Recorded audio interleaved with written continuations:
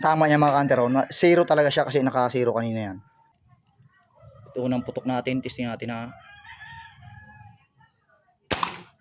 Ayan o mga ka-hunter, tinamaan natin, lusot. Ayan o, ano, bumaluktot yung bala natin, malayo na inabot. Unboxing natin yung airgun ni Sirlito.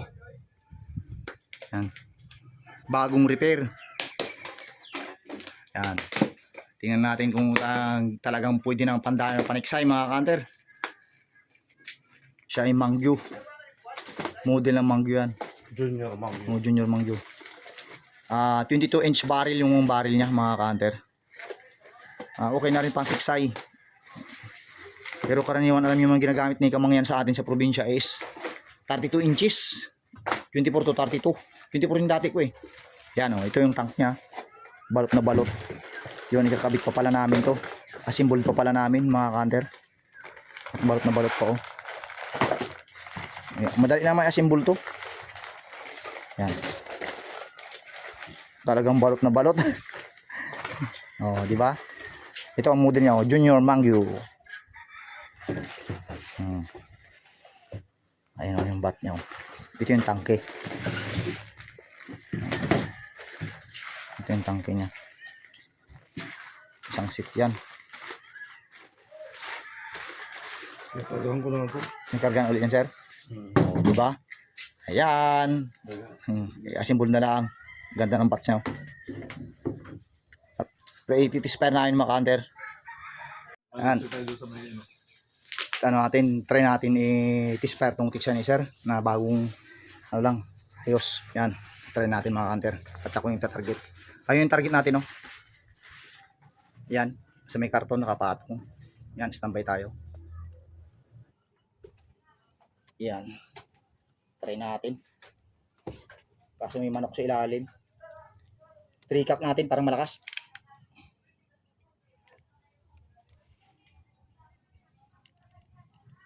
Ito unang putok natin. Testing natin ha. Lakas.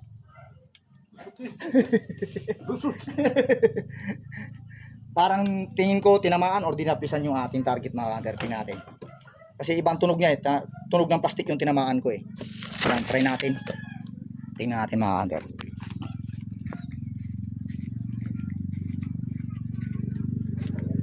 Tinamaan nga. Sir, tinamaan. Oo. Ayan o mga ka-hunter. Tinamaan natin, lusot. Ayan o. Ito yung tamsi o.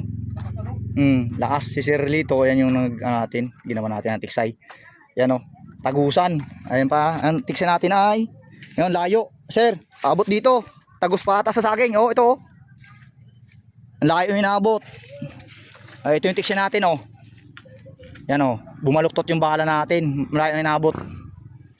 Ang estimation range ko ng target ay nasa ito, tagusan pa sir oh. Tagusan pa pala dito. Oh, ang estimation ng range ay nasa 30 meters yung range. Estimation range ng ating target niya ay 30 meters mga ka-hunter. Ganun siya kalakas yung bagong sir. Hindi sir, okay lang. Ibalik na natin. Ayan. 30 meters ang range. Yun. Na-zero natin. Nasa pool natin yung target within nasa 10 meters yung target natin dito tayo start. Yan, ang ganda. Maganda ng patama. Yan ang tama niya mga ka-hunter. Zero talaga siya kasi naka-zero kanina yan. Tinamaan natin yung sa 10 meters yung target. Yan. Oh, yan. Tagusan. Tapos tumagos pa doon sa may sagi mga ka-hunter. Yan. Okay na ang target. Na-try na natin mga ka-hunter yung ating paniksay ni Sir Lito. Yan, good luck kay Sir Lito next time ulit sa pang-hunting niya ng ating paniksay.